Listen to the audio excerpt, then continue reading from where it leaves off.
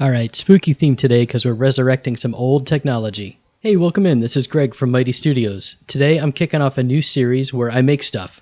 Some of it'll be games and some of it'll be other things. I guess I'll call it Making Stuff with Mighty Studios. I'll add a logo for that later. First up, I found my old Commodore 64 in my parents' attic.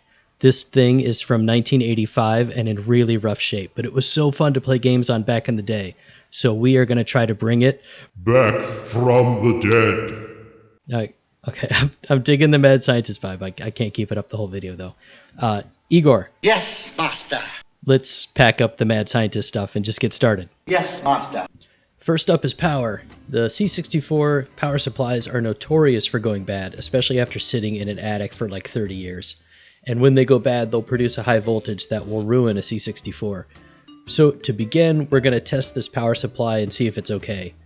Now you can buy aftermarket power supplies, but I am cheap and impatient, so I'm going to see if I can make do with this one.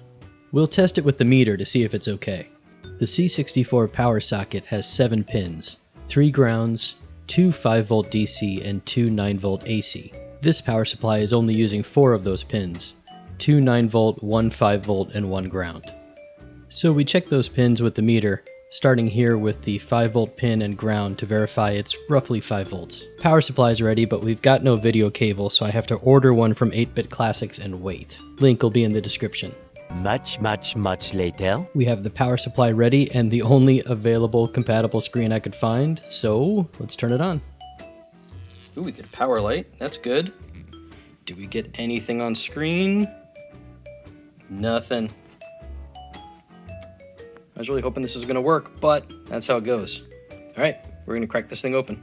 Once you get the case opened, the idea is to check the circuit board for some key voltages and clock signals at different points.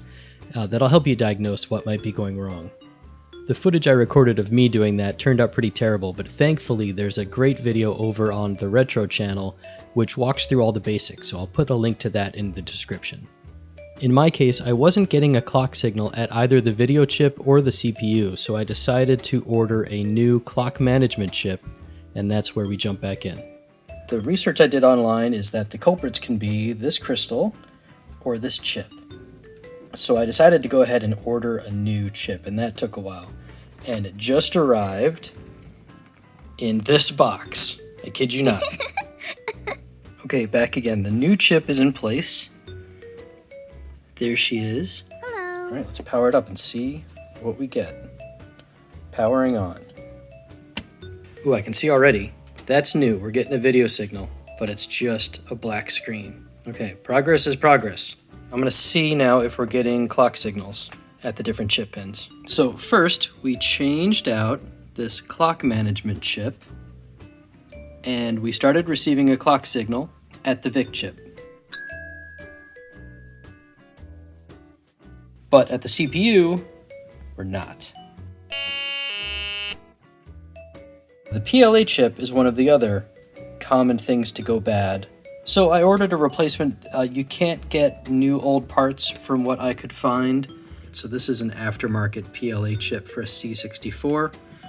We pop that in the socket. It sits a little high. We'll have to see what that means when we put the heatsink shroud back on.